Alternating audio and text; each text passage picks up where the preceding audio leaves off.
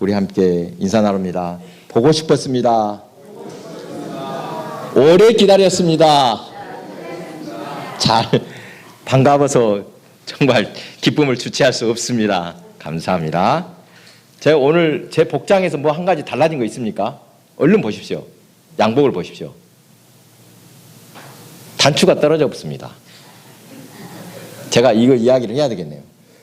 여러분, 윗단추가 없어서 지금 방구들 못 오고 있습니다. 맨날 잠궜죠.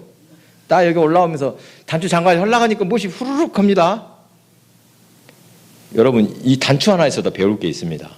이 단추가 갑자기 뚝 끊어졌겠습니까? 분명히 능청능청 했겠죠. 그걸 계속 알면서도 했겠죠. 내가 지난주에도 생각해보니까 맞아, 이거 좀 능청했습니다. 그런데 어때요? 이것을 점검하지 않고 내버려 두면은 뚝 떨어지게 되어 있습니다. 우리의 삶은 그러니까 어때요? 뭔가 신호가 분명히 옵니다. 문제 생기려고 하면. 그렇죠. 아하, 요거 우리 말로 단도리 해야 되겠다. 딱 단도리 하면은 문제가 안 닥치는데 내버려두면 어때요? 문제가 생기더라는 것입니다. 별로 쓸데없는 강의였습니다. 우리가 살다 보면은 길을 잃을 때가 있습니다. 그렇죠. 처음 가보는 낯선 곳, 특별히 시장통 같은 데서 길을 잘 잊어버립니다. 또 숲속에서도 길을 잘 잃기 쉽습니다. 한 번쯤 그런 경험이 있으실 것입니다. 여러분, 그렇게 길을 잃을 때는 어떻게 하는 것이 가장 현명한 방법입니까? 특히 숲속에서 길을 잃을 때 보면 뺑뺑 돌다 봐도 어때요?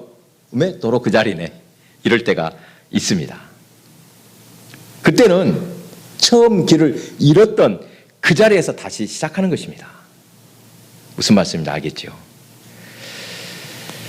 우리의 인생에서도 가끔 길을 잃을 때가 있습니다. 우리 인생의 길을 잃어버립니다. 선택할 것이 너무 많아서 이래야 될까 저래야 될까 이럴 때도 어때요? 갈피를 못 잡고 길을 잃은 것과 같을 때가 있습니다. 오늘 말씀을 통해서 이렇게 어지럽고 뭔가 정리가 안 되고 마음이 혼란스러울 때는 어떻게 해야지 길을 잃지 않고 우리의 올바른 인생을 갈 수 있을까 말씀을 나누도록 하겠습니다. 자, 본문의 내용은 야곱이 가나안으로 돌아와서 세겜의 터를 잡고 살 때의 이야기입니다. 저는 성경의 인물 중에 야곱만큼 험한 인생을 산 사람이 또 있을까 싶습니다. 여러분도 그렇지요. 자기 아버지 이삭에 비하면 이삭은 어떻습니까? 아무 탈 없이 넘어가고 싸우려고 하면 다 양보해주고 싸우지 않고 피하고 이런 인생을 살았는데 야곱은 특별합니다. 이름부터 어찐다고요? 야곱의 이름이 속이는 자, 걸려 넘어뜨리는 자라고 하니 이름부터 남다릅니다. 야곱의 인생은 여러분이 여러 번 들어서 잘 알고 있을 것입니다. 야곱은 형과 아버지를 속이고 고향집을 떠나 살아야 했습니다. 그가 집을 나와서 간 곳이 애삼촌 라반의 집입니다. 그야말로 그곳에서 남의 집살이 했습니다. 거기서 사는 동안 결혼도 하고 아내들과 재산도 얻고 자녀도 아들도 11명이나 얻었습니다. 야곱은 그의 이름답게 정말 악착같이 성공하려고 자기 이익을 위해 발버둥치는 인생을 살았습니다. 그곳에서 인생의 제1막을 보내고 이제 인생의 제2막 고향으로 돌아와서 살게 되었는데 그곳이 바로 세겜 땅이었습니다. 그렇게 이 세겜에서 평화롭게 살던 야곱의 집안에 큰 위기가 닥쳐왔습니다. 그곳 히 족속들이 살고 있었는데 하몰의 아들 추장 세겜이 야곱의 딸 디나를 강간하는 사건이 벌어졌습니다. 야곱의 가족은 부끄러운 일을 당했습니다. 여러분, 예전에는 뭐가 중요하다고요? 명예가 중요합니다. 누가 우리의 집안은 명예를 더럽혔다 그러면 반드시 어떻게 해야 돼요? 복수를 해야 맞습니다. 그런데 이 세겜이 디나를 강간해놓고 뭐라고 합니까? 그 앞장에 보니까 야, 내가 그녀를 사랑하니까 딸을 다오, 혼인을 하자 이렇게 요청을 합니다. 이때 야곱의 아들들이 세겜에게 뭐라고 합니까? 그래? 그러면 먼저 할례를 행해라. 할례를 행해야만 내가 혼인해 주겠다. 이렇게 약속을 합니다. 그 야곱의 아들들이 그렇게 말한 이유가 뭐라고 있습니까? 진짜로 그럴 마음이 있는 것이 아니라 그들을 속여서 복수할 계획이었습니다. 할례를 해본 사람들, 할례가 무엇인지 잘 아시지요? 남자들 할례하면 어떻게 합니까? 사흘째 됐습니다. 꼼짝 못하죠. 사흘째 되는 날 디나의 친오빠, 그러니까 어머니가 같은 오빠들, 오라버니 둘, 시므온과 레이가 칼을 잡고서 그 성을 기습했습니다. 모든 남자를 죽이고 재산까지 노략을 했습니다. 야곱은 뒤늦게 아들들이 이런 끔찍한 일을 저질렀다는 것을 알게 되었습니다. 그리고 크게 두려워했습니다. 왜요? 창세기 34장 30절입니다. 야곱이 시므온과 레이에게 이르되 너희가 내게 화를 끼쳐 나로 하여금 이 땅의 주민 곧 가나안 족속과 브리스 족속에게 악취를 내게 하였도다. 나는 수가 적은즉 그들이 모여 나를 치고 나를 죽이리니 그러면 나와 내 집이 멸망하리라. 이방인이 원주민을 건드렸으니 그쪽에서 가만히 있을 리가 없습니다. 떠돌이 신세로 사는 사람에게 엄청나게 큰 위기가 닥쳤습니다. 지금 우리가 사는 이 동네가 집송촌이라고 하면 예를 들어서 죄송합니다. 정씨들이 많지요. 송씨가 많습니까? 정치 집송촌이라 하면 타성바지들 어떻습니까? 어딘지 모르게 길을 펴지 못합니다. 특별히 타성바지가 아니라 외지에서 온 사람은 더더욱 그렇겠지요. 지금 시대도 그러는데 고대 사회에서는 상상을 초월합니다. 낯선 사람이 들어와서 살자면 쥐죽은 듯이 조용히 살아야 합니다. 원주민 눈 밖에 나서는 매우 위험해집니다. 그런 상황인데 야곱의 아들들이 그들의 원주민들을 죽이고 해를 끼쳤으니 참으로 큰 위기를 맞았습니다. 그때 야곱은 얼마나 두려웠겠습니까? 야, 모든 것이 뒤죽박죽 되어버렸구나. 나는 이제 어디에서 도움을 구할 수가 없다. 여러분, 우리 힘으로 안 될 때, 도저히 방법이 없을 때 어떻게 해야 됩니까? 무조건 엎드려 기도하시기 바랍니다. 하나님의 도우심과 지혜를 구하시기 바랍니다. 새롭게 출발할 기회를 주시라고, 이 문제를 해결해 주시라고 하나님께 엎드려 기도했더니 하나님께서 응답하셨습니다. 1절 말씀. 하나님이 야곱에게 이르시되 일어나 베델로 올라가서 거기 거주하며 네가 네 형 예세의 낯을 피하여 도망하던 때 네게 나타났던 하나님께 거기서 제단을 쌓으라. 전에 하나님께서 그를 만나 주셨던 곳 베델로 올라가라 말씀하셨습니다. 야곱은 하나님의 말씀을 순종하여 오늘 보니까 베델로 올라갔습니다. 여러분, 베델이라는 이름 자주 들어보셨죠? 베델이 무슨 뜻이라겠습니까? 교회 이름 보면 베델교회 참 많습니다. 히브리어로 베델, 하나님의 집이라는 뜻입니다. 베트가 뭐예요? 집, 엘은 하나님, 두 단어를 결합해서 생긴 말입니다. 특별히 야곱이 꿈에 하나님의 계단을 보았던 그곳 이름이 베델입니다. 이 베델이 성경에서 매우 중요한 장소로 등장합니다. 야곱은 형 예서를 피해 도망하던 중에 베델에서 잠을 자다가 하늘에 사닥다리가 연결된 꿈을 꾸었습니다. 잠에서 꿈을 깬 야곱, 그곳을 하나님의 집이다 라고 부르면서 기둥으로 세운 돌에 기름을 부어서 특별히 분별했습니다. 또 전에 이 베델은 아브라함이 제단을 쌓았던 곳이기도 합니다. 또 사사시대에는 언약궤가 보관되어서 신앙의 중심지 역할을 했습니다. 하나님의 집, 이 이름처럼 베델은 거룩한 곳이자 하나님의 뜻이 이루어지는 장소의 상징이 되었습니다. 그러나 이 북이스라엘, 이스라엘이 남북으로 나눠졌을 때 이 베델은 어떻게 됩니까? 북이스라엘 왕국의 우상 숭배의 중심이 되어서 예루살렘에 반대하는 그런 우상 숭배 장소가 바로 베델이었기도 합니다. 여러분, 야곱이 아버지 집을 나가서 고향으로 돌아오기까지 몇 년의 세월이 흘렀습니까? 계산해 보니까 약 30년이 흘렀습니다. 풍족한 아버지 집에서 어머니의 사랑을 독차지하며 생활하던 야곱, 예상치 못했던 형 예서의 이업으로 말미암아 아버지 집을 하루아침에 떠나야 했습니다. 잘 아시죠? 왜 그랬는지. 형 예서를 속여서 아버지로부터 장자의 축복을 가로챘습니다. 그 일로 형과 원수가 되고 급하게 도망쳐야 했습니다. 어머니가 쉽게 말하면 개나리 보찜을 싸줬습니다. 먹을 것과 마실 것을 주고 얼른 도망가서 너 여기 있으면 큰일 나겠다. 외삼촌 라반의 집으로 가라. 어머니가 일러준 대로 무조건 달렸습니다. 여러분, 이렇게 달려가는 도망치는 야곱의 모습을 한번 보십시오. 얼마나 무조건 정신을 달렸을 것입니다. 그러다가 날이 저물어 아이고 더는 못 가겠다 멈추어 섰을 것입니다.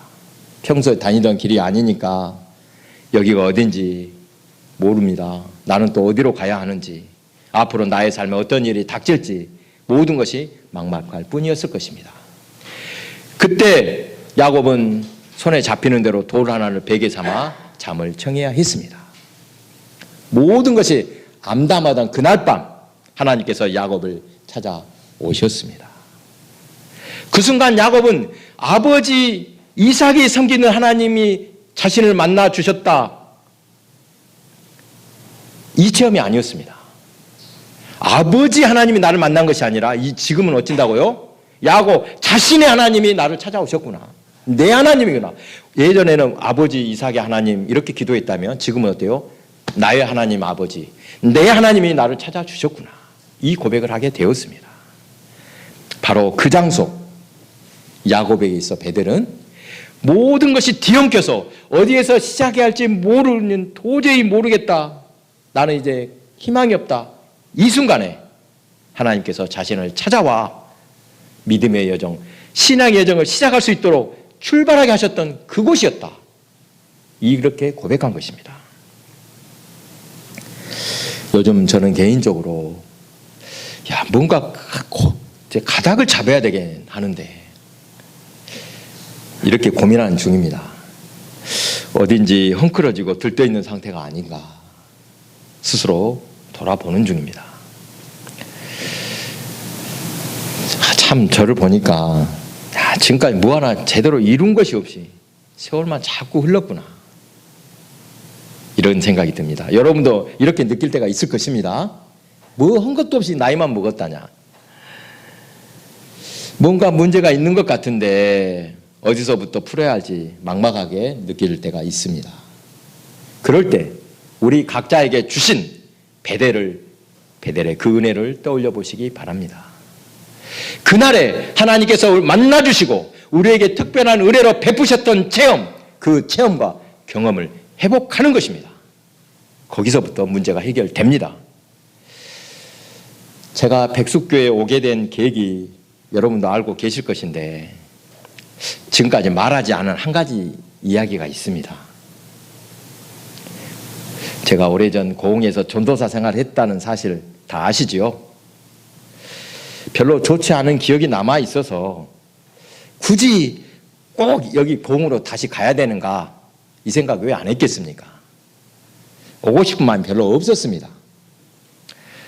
섬에서 나오기 위해서는 우선 올라가자는 마음, 아무데나 일단 나가보자는 마음이 솔직히 있었습니다만 고흥이 그냥 싫었습니다. 그러다 이런 생각을 하게 되었습니다.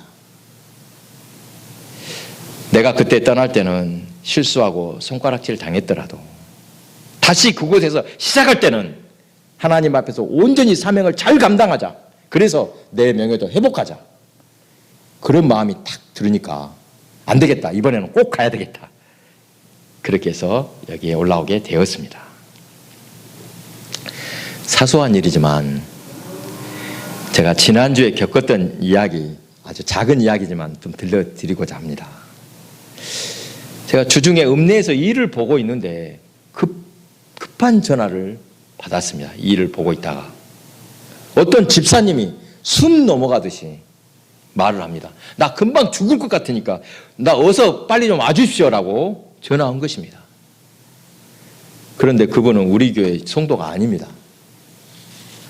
다른 교회의 교우에게서 그런 전화를 받으면 목사님들 어떻게 하겠습니까? 예, 알겠습니다. 뛰어가겠습니까? 누구에게 먼저 알려야 돼요? 그렇죠. 그 담임 목사에게 알리는 것이 예의입니다. 불쑥 가서 찾아가면 큰 실례입니다.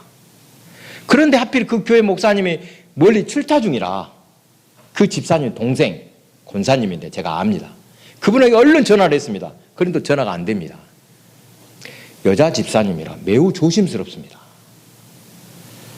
사모님에게도 전화하고 알리고 그 가게로 달려갔습니다. 가게 보는 분입니다. 가게 문 닫아놓으면 됩니까? 가게 문도 활짝 열어놓고 일부러 이야기를 듣기로 했습니다. 몇 마디 나눠보니까 이 상태가 심각합니다. 정서적으로 혼란스럽기도 하고 가만히 보니까 사탄의 역사처럼 여겨졌습니다. 이거는 상담할 문제가 아니구나 라고 여기고 있었습니다. 이야기 들으라 마나 아닙니까? 그래서 집사님 제가 안수기도 하겠습니다 라고 하고 기도를 했습니다. 그런데 기도가 꽉 막힙니다. 여러분 그런 경험 해보셨습니까? 막 부르짖어서 시원하게 기도해야 되는데 기도가 꽉꽉 막히는 기분.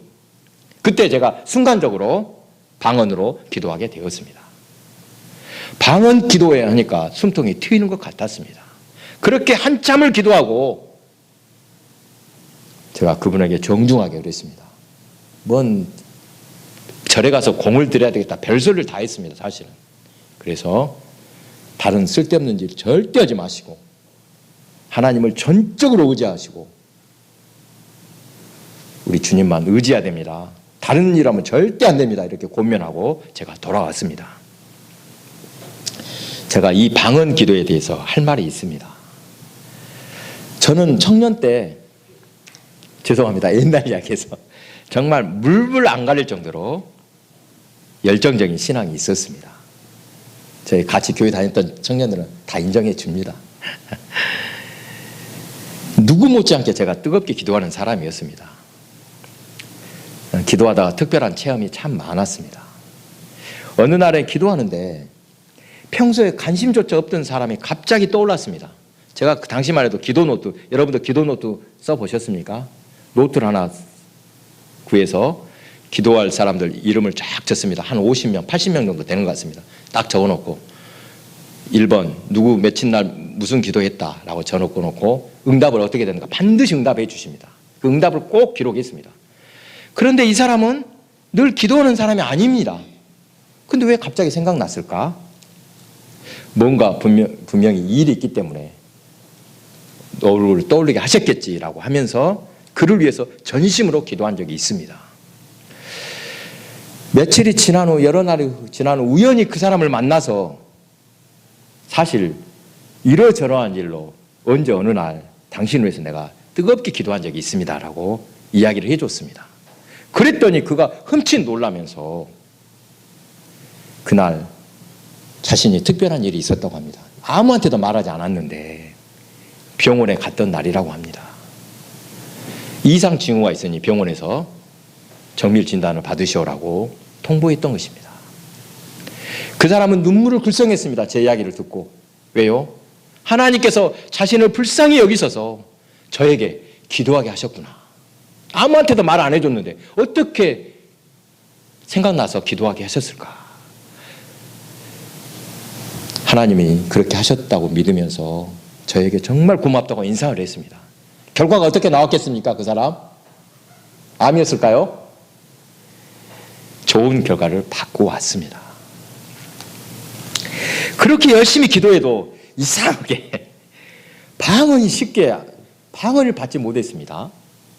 아무리 따라오라고 해라. 어디 여러분 집회 가면 방언을 하면 어떻게 하라는 거 아시죠? 그렇게 해도 잠시 혀가 꼬이는 듯 하다가도 제가 좀 그런 걸 이상한 걸 좀 못합니다. 좀 마음에 조금이라도 거리끼면서 아예 못하겠어. 창피해. 부끄러워서 계속하지 못했습니다. 방언의 은사를 주셨어도 사용하지 않으면 사라진다는 말을 이해할 수 있습니다. 그때 웬만한 청년들 다 방언의 은사를 받았다고 자랑하는데 저는 그냥 주저하다가 말았습니다. 신학교에 입학하기 전에도 기도원에 갔을 때 방언이라도 받고 가야 되는데 라고 아무리 기도해도 변화가 없습니다. 에이 모르겠다 포기했습니다. 목사가 되어서도 그것이 꼭 필요하다냐 그러면서 억지로 구하지 않았습니다. 그러다 지난 2년 전에 기도 컨퍼런스에서 이번에는 한번 구해볼까 이런 마음이 들었습니다. 그래서 이렇게 기도했습니다. 뭐 그대로는 아니지만 이런 식으로 기도했습니다. 제가 기억이 납니다. 하나님, 목사가 그래도 방언에 대해서 알아야지 하지는 않겠습니까? 지가 해봐야지 알 것 아닙니까? 특별히 쓸모가 있을지 없을지 몰라도 우리가 그런 사이도 아니지 않습니까? 꼭 주락해야만 주실랍니까? 이번에는 한번 주시지요. 조금 건방진 태도로 기도했습니다. 그런데 금방 방언이 터집니다.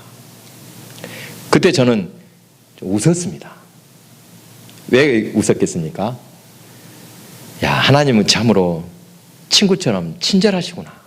우리의 작은 기도, 솔직한 기도를 들으시는구나. 기뻐하시는구나. 그런 생각이 드니까 미소가 지어지고 마음이 흐뭇해졌습니다. 앞에서 말한 그 집사님에게 안수하며 기도하는데 답답해서 기도가 막힐 때, 아하, 바로 그럴 때 방언 기도가 피곤하구나. 필요성을 처음 느꼈습니다. 그러면서 이런 생각이 들었습니다. 여러분, 어떤 문제가 꼬이고 모든 것이 헝클어졌을 때는 처음대로 기억해야 됩니다. 처음 하나님께서 은혜를 베풀어 주신 그때를 기억하며 거기서부터 시작해야 하는구나. 한번 분명하게 생각하게 되었습니다. 여러분, 하나씩 찾아가면 반드시 하나님 문제에 응답하심을 믿으시기 바랍니다. 시지부지 놔두고 문제가 있는데도 회개를 않고 가버리면 절대 나중에 탈납니다. 여러분, 하나씩 점검하면서 이거 문제가 있는데 이거 방법이 없는데 그럴 때는 철저히 기도하십시오. 하나님 해결하십니다. 사랑하는 교회 여러분, 제가 백숙교에서 여러분과 함께 한 세월이 벌써 만으로 10년이 넘었습니다. 10년이면 강산도 변한다고 하는데 그동안 울고 웃고 여러 가지 일을 여러분과 함께 헤쳐왔습니다. 여러분, 목회자로서 소원이 무엇이겠습니까? 제 소원 한번 맞춰보십시오. 교회 부흥되었고 막 사람 많아진 거 바라겠습니까? 그것보다 더 바라는 게 무엇이겠습니까? 그것은 우리 교우들이 주 안에서 형통한 삶을 사는 것뿐입니다. 맡겨진 양무리를 잘 돌보는 것이 목자의 소명입니다. 서로를 믿고 사랑하며 아름다운 교회를 이루는 모습, 바로 그 모습이 목회자의 가장 큰 보람입니다. 사람이 많이 안 줘도 됩니다. 여러분이 서울을 가려고 지금 버스를 탔는데 중간에 보니까 그 버스가 부산으로 가고 있습니다. 어떻게 해야 합니까? 버스에 그대로 앉아있으면 있을수록 더 멀어질 뿐입니다. 그때는 어떻게 해야 돼요? 잘못된 버스구나 알았다면 곧바로 내려서 바른 버스를 타야 합니다. 신앙생활도 마찬가지입니다.